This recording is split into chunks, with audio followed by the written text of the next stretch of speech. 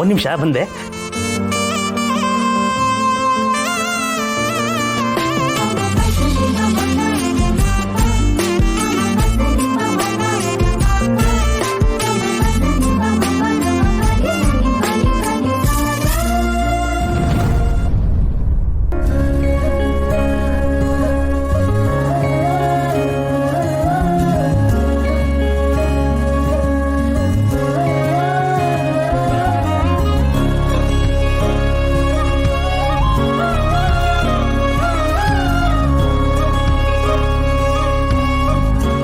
Bless you.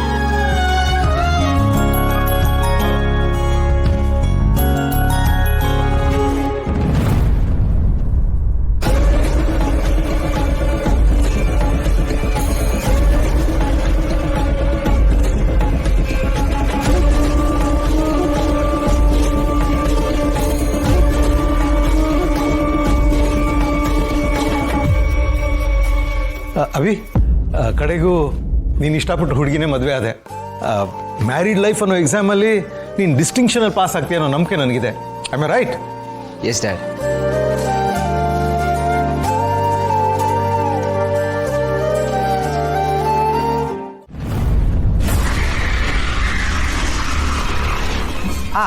ಮದುವೆ ಎಲ್ಲ ಮುಗೀತು, ಇನ್ನೇನು 5 ನಿಮಿಷ ಹೊರಟ್ಬಿಟ್ರಿ ಇಲ್ಲಿಂದ.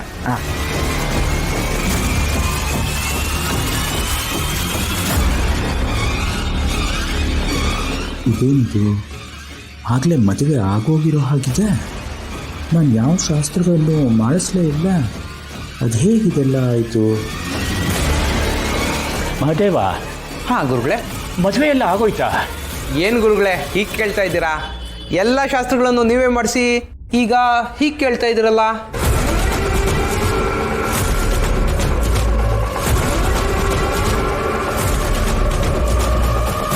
ಗುರುಗಳೇ, ಎಷ್ಟು ಶಾಸ್ತ್ರೋಕ್ತವಾಗಿ ಎಲ್ಲ ಕಾರ್ಯಗಳನ್ನು ಮಾಡಿಸಿದ್ರಿ. ಮನೆಯವರೆಲ್ಲ ತುಂಬ ಖುಷಿಯಾದರು. ರಮಾದೇವಿಯವರು ಸ್ವಲ್ಪ ಬರ್ತೀನಿ ಇಲ್ಲೇ ಕೂತ್ಕೊಳ್ಳಿ ಅಂತ ಹೇಳಿದ್ರು. ಅದಕ್ಕೋಸ್ಕರ ನಾವೆಲ್ಲಿದ್ದೀರಿ. ಇವನು ಎಲ್ಲನೂ ನಾನೇ ಮಾಡಿಸ್ದೆ ಅಂತಿದ್ದಾನೆ, ಆದರೆ ನಂಗೆ ಯಾವುದೂ ನೆನಪೇ ಆಗ್ತಿಲ್ವಲ್ಲ.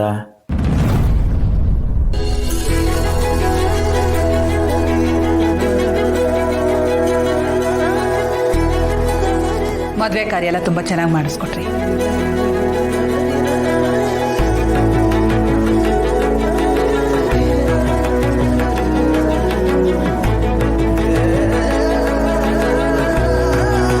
ತಗೊಳ್ಳಿ.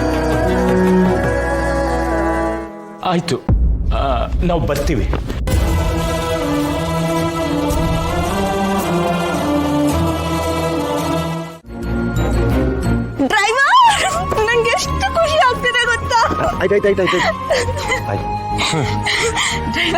ನಂಗೆ ಯಾವತ್ತಿಗಿಂತ ಜಾಸ್ತಿ ಇವತ್ತೇ ಖುಷಿ ಆಗ್ತಿದೆ.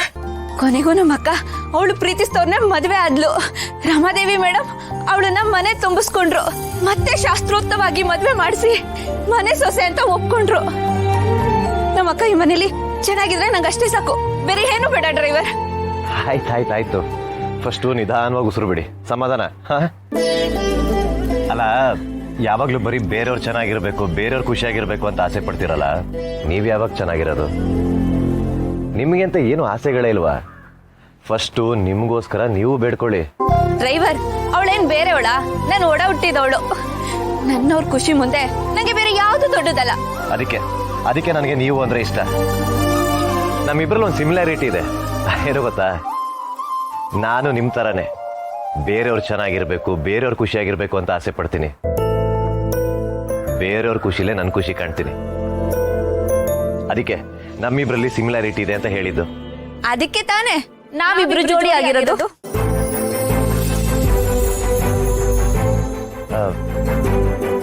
ಏನಂದ್ರಿ? ಇನ್ನೊಂದ್ಸಲ ಹೇಳಿ. ನಾನು ನೀವು ಜೋಡಿ ಆಗಿರೋದಾ?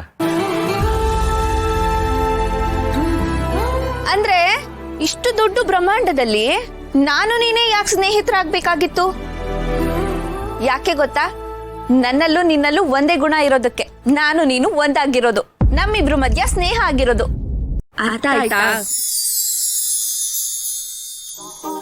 ಸಾಪ ಮಗ ಮಗ ರೇ ಗರೆ ಸಾನಿ ಸಾನಿ ರೇ ಗ ಸಾನಿ ಸಾನಿ ರೇ ಗ ಸಾನಿ ಸಾನಿ सा प म ग म ग रे ग रे सा नि रे ग सा नि रे ग सा नि रे ग सा प म ग रे सा नि रे ग सा नि रे ग सा नि रे ಗ ನಿಂತಲ್ಲೇ ನಿಂತುಕೊಳ್ಳೆ ಕಣ್ಣಲ್ಲೇ ಅಪ್ಪಿಕೊಳ್ಳೆ ಮುದ್ದಾಗಿ ಈಗ ಇಲ್ಲೇ ನನ್ನನ್ನೇ ಒಪ್ಪಿಕೊಳ್ಳೆ ಬರೀ ಸ್ನೇಹ ಮಾತ್ರನಾ ಇಲ್ಲ ಬೇರೆ ಏನಾದರೂ? ನನಗೂ ಗೊತ್ತಾಗ್ತಿಲ್ಲ ಡ್ರೈವರ್. ಹೇಳಲು ಆಗದ ಸುಂದರ ಅನುಭವ ಸ್ವರ್ಗನೇ ಕಣ್ಣ ಮುಂದೆ ಓಡಾಡುತ್ತಿದೆ.